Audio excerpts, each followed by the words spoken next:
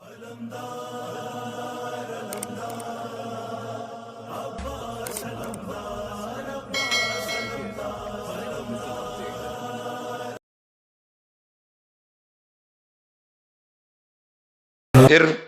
وَسَأَلَهَا اسی آیت کے اندر ہے، ارادہ کر لیا ابدی نعمتوں کا، دین کا، اسلام کا، شریعت کا، اب سَأَلَهَا سَعْيَهَا اس کے مطابق کوشش بھی کریں۔ سعی کوشش کرنا، یہ ابھی حج کے مناسک ادا کر رہے ہیں نا، تو وہ سعی کرتے ہیں صفا و مروہ کے درمیان میں۔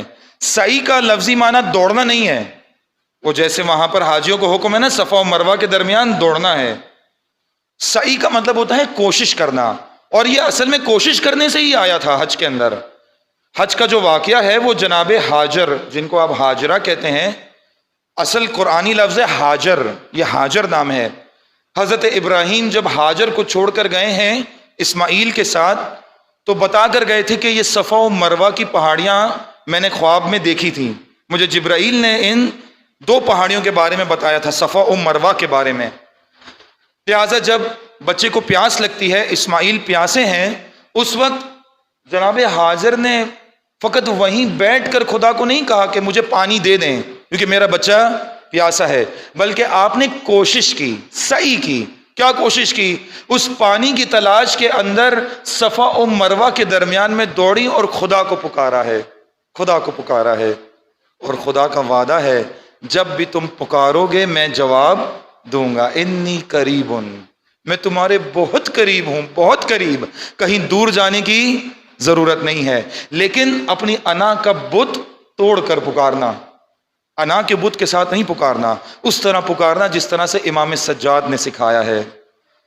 امام سجاد صحیفہ کاملہ میں ایک دعا کے ضمن میں فرماتے ہیں، اے پروردگار، خدا کی بارگاہ میں گریہ کرتے ہوئے، خدا کی بارگاہ کے اندر فریاد کرتے ہوئے فرماتے ہیں، اے پروردگار، انا اقل الاقلین و اذل الاذلین۔ اللہ اکبر۔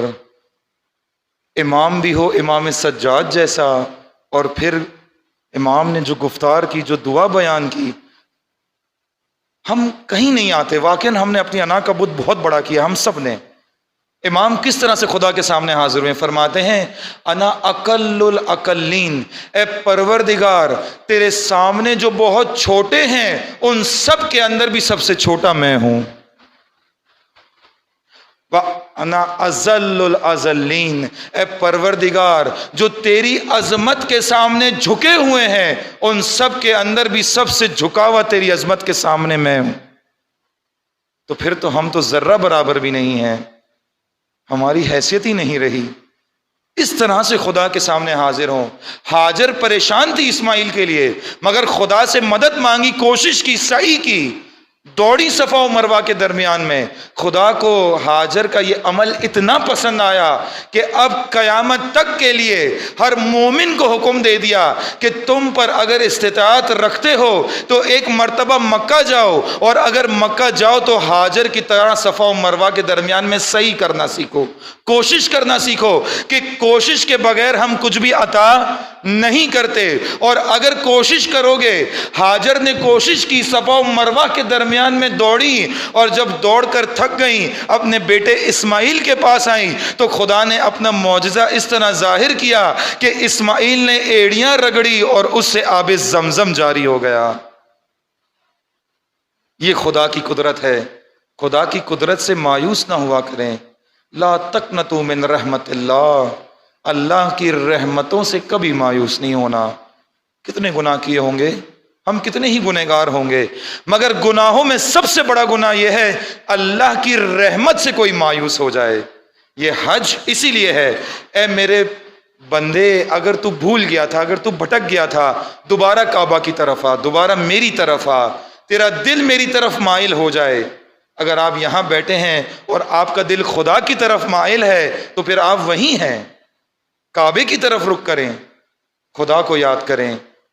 جس طرح سے ہاجر نے کوشش کی، اسی طرح سے مسلم ابن عقیل نے بھی کوشش کی۔ جب امام حسین کا حکم آ گیا، مولا کا حکم آ گیا، کوفے والے بلا رہے تھے، کہہ رہے تھے بس میں یہ اختتام کی طرف جا رہا ہوں، کوفے والے بلا رہے تھے الاجل، الاجل کیونکہ وہ عربی زبان میں تھے اس لیے کہہ رہا ہوں، الاجل یا امام جلدی آئیے، اجل، اجلت، آجلہ، یہ ایک ہی خاندان کے لفظ ہیں۔ چونکہ آپ عربی کا ذوق نہیں رکھتے، ورنہ میرا دل چاہتا ہے کہ عربی کے لفظ بھی بتاؤں۔ اجلا، اجلا، اجلت، العجل جو آپ کہتے ہیں اس کا مطلب ہوتا ہے بہت جلدی آئیے، انتظار نہ کروائیے، جلدی آئیے۔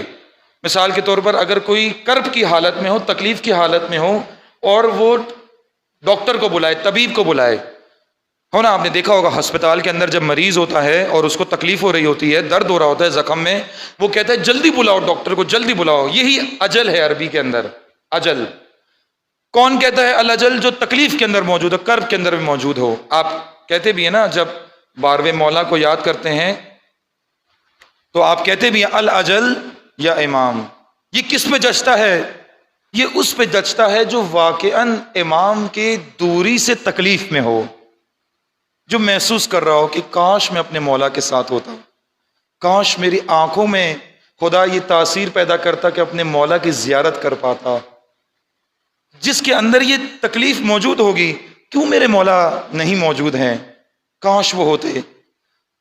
میں نے کل ایک جگہ ذکر بھی کیا مجلس میں، کبھی کبھی ہم زبان سے ذکر کرتے ہیں، پیچھے دل نہیں ہوتا ہے، پیچھے دل نہیں ہوتا ہے اس کے، ہے نا۔ مثال کے طور پر اگر آپ کو کسی کی کال آ جائے، کسی بچھڑے ہوئے پرانے دوست کی یا ساتھی کی، تاجر کی، اور آپ اس سے ملاقات نہیں چاہتے ہوں، وہ کہے کہ میں آپ کے شہر میں آیا ہوا ہوں، تو آپ اس کو فقط دل رکھنے کے لیے کیا کہہ دیتے ہیں؟ ہاں ٹھیک ہے ملاقات ہوگی، مگر اس بولنے کے پیچھے دل نہیں ہوتا ہے، اس بولنے کے پیچھے دل نہیں ہوتا ہے۔ یہ کوفے والوں کی حالت تھی۔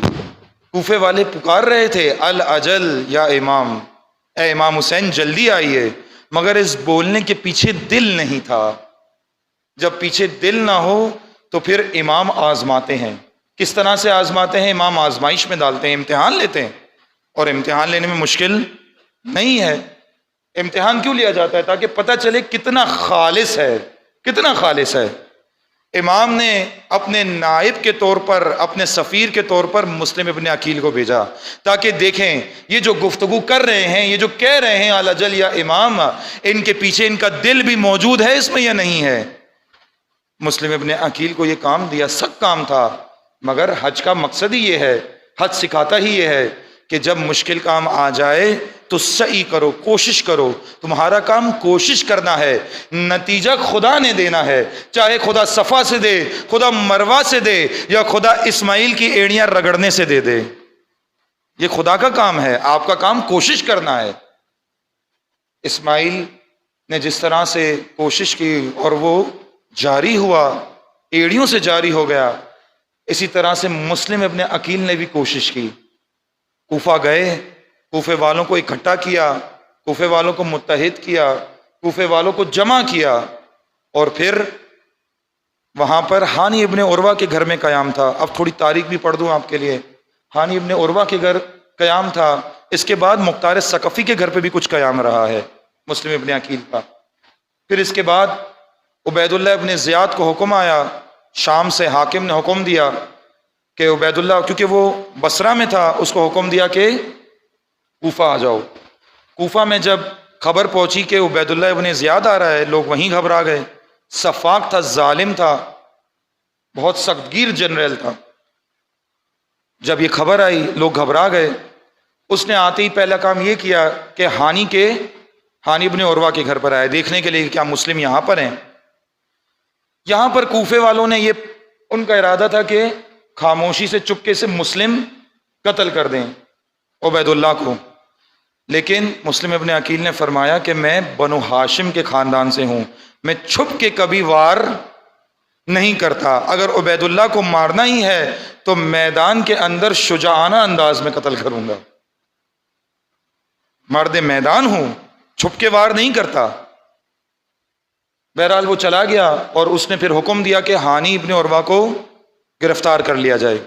جیسے ہی ہانی ابن عروہ کو گرفتار کیا گیا، یہ 60 ہجری میں ہو رہا ہے سب کچھ، اس وقت مسلم ابن عقیل نے قیام کا اعلان کر دیا، کوفہ کے اندر قیام کا اعلان ہوا۔ جیسے ہی قیام کا اعلان ہوا، وہ جو سپاہ تھی جس نے بیعت کی تھی 18,000، بعض روایات میں 16,000، بعض میں 12,000، مگر ہزاروں میں تھے یہ. انہوں نے مسلم کی ندا پر لبیک کہا اور قیام کے لیے ماحول تیار تھا.